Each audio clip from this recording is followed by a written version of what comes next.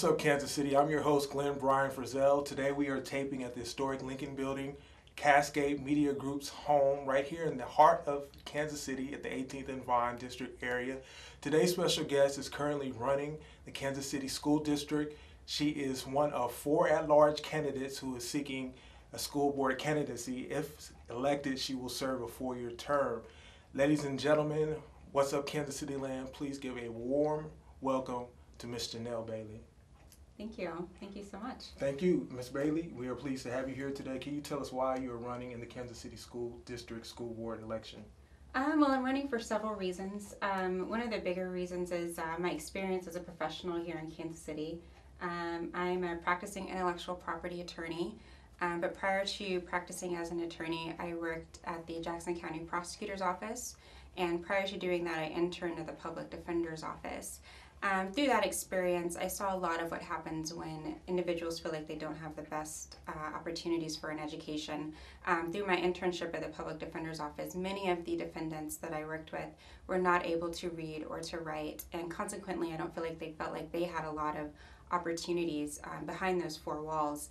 And in my experience as a prosecutor, I just saw a lot of just more of the same of what happens when people don't feel like they have the best opportunities. I feel like I've been given really great opportunities education-wise, and I would really like to see my constituents and my peers and the people of this city be given the same opportunities. Best opportunities, I will touch on that principle and we will come back to that. But right now, Ms. Bailey, can you tell us about your childhood, where you grew up, what your parents did, all that good stuff? Well, I grew up, I lived in the Hickman Mill School District. I went to Dobbs Elementary School. Really? And then, where's Dobbs located? It's off 95th, so I guess off Bannister and I guess in between Blue Ridge and James A. Reed. Right. Yeah. Right. So I went to elementary school there, and Price Chopper and yeah, Price Choppers Walgreens. right up the street. Yeah, Walgreens. It used to be more of a Osco drug there where the CVS is. I'm driving through your memory right Okay. now. Yeah. So, but I grew up, I lived further south of that, but I went to Dobbs Elementary, and then my parents, they switched me to private school from junior high and high school. So in junior high, I went to St. Regis, which was right next to O'Hara, and then for high school, I went to St. Teresa's. And talking with my parents, a lot of the reasons why they did it is because they really wanted to be sure that I got a really strong education. And Hickman Mills, is facing some of the similar situations that our children in KCPS are facing, and so my parents are just trying to do the best that they could. Did you get a strong education at St. Teresa's? I believe I did. I'd like to think that I did, but I think overall, even at St. Regis, I had a really good education. When I went to St. Regis, I think my first few months there were tough. I went into 6th grade not knowing my decimals, not knowing my fractions. And it took a lot of teacher involvement and parent involvement to get me up to speed on that. It's good you can remember that. I I do. congratulate people who remember their public school education. Sometimes we ask people, they block it out and they have no memory whatsoever, but it's good when you can reminisce, maybe not to the point of day by day. Some people could and should know, but you can look back and remember the highlights of your public school education. So where did you go to college? You're in your guidance counselor's office now, and you're signing up to go to college. I went to Illinois Wesleyan University. It's a small private liberal arts school in Bloomington, Illinois. Bloomington, Illinois is a very small town. Maybe I think 100,000 people. Not that many people, but it was a small private college. I had a lot of hands-on with instructors and professors and my peers. And I enjoyed it a lot. Awesome. And what did you decide to do after college? Where do we go? After undergrad, I pursued my law degree at UMKC. So I graduated UMKC in 2011. That's awesome as well. Where have you worked since? Since I interned for a year at the Public Defender's Office, which is downtown. And then I worked for a few months at the Prosecutor's Office for Jackson County. Right. And then I went into private practice doing intellectual property. So I worked at, I don't know if I have to name all the names, but I worked at Shakardi and Bacon for a while, and now I'm at Armstrong Teasdale. That's wonderful. So is there a strong contingency of lawyers in the area, the Kansas City area, who are concerned about education? Yeah, I'm sure there's lots of attorneys, there's lots of engineers, there's lots of business people very concerned about the education of our children here in the community. As well they should be. Can you tell us a little bit about your civic and community involvement? My civic and community involvement, right now the strongest thing I'm involved in is the Central Exchange. We have a committee called Women in STEM. It's Women in Science, Technology, Engineering, Math, and Medicine. And one of our goals is to really promote and retain women in these scientific fields. It's a bit more focused on the professional path of a woman. There's lots of other organizations that are focused on the K through 12 path of a girl, being involved in science and being involved in math. But the thing is really at every age, we still need support, we still need mentorship, we still need guidance.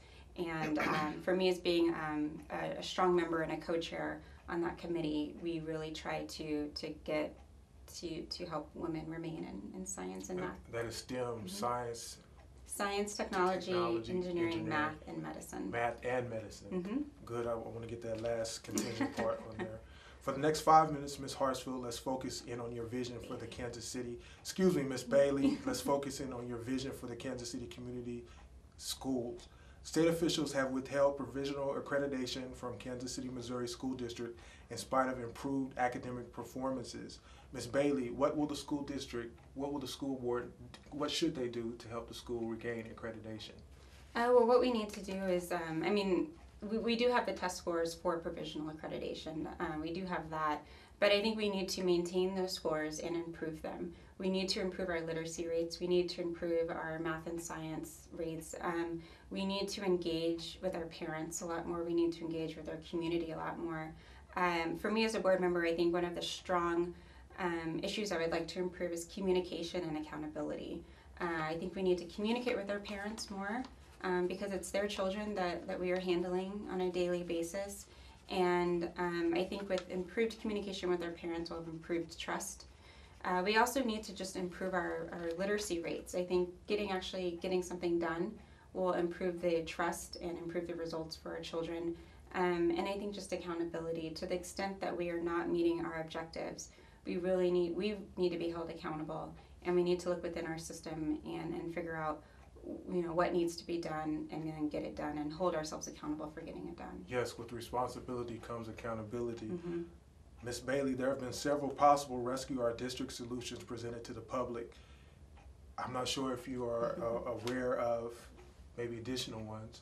The newspaper reports CEE Trust Plan, Superintendent Plan, the Kansas City Public Schools Plan, and the Charter School Plan. Do you have a particular favorite solution feasible moving forward? Well, I think I think almost every plan can have positive and negative aspects, and so it's really not necessarily a particular plan as much as it is really being committed to our district and our district moving forward. So if I had to choose a plan, I would absolutely choose the Kansas City School Board plan. But I think what we can take from every plan are the positives and really implement that into our district so that we can really help our children achieve the academic achievement we would like for our kids. I think what I would like to see as a board member going forward is more communication of what our plan is. How do we intend to improve the academic achievement of our children, and communicating that to our community a lot more and to our parents a lot more.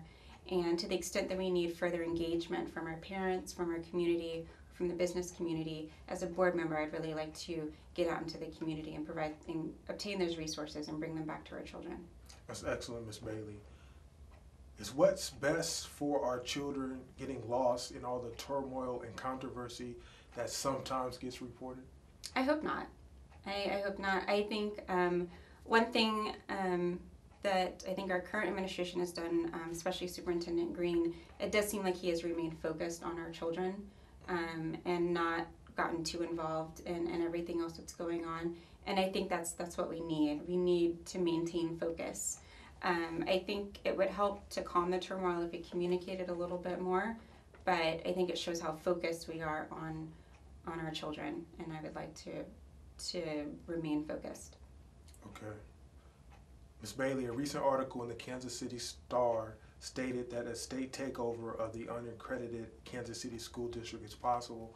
I've talked to several candidates, and they have said either they don't believe that would happen, or it's mainly hype, don't buy into the hype. What do you think, Ms. Bailey? What do you think the school board should do? Would you care to comment?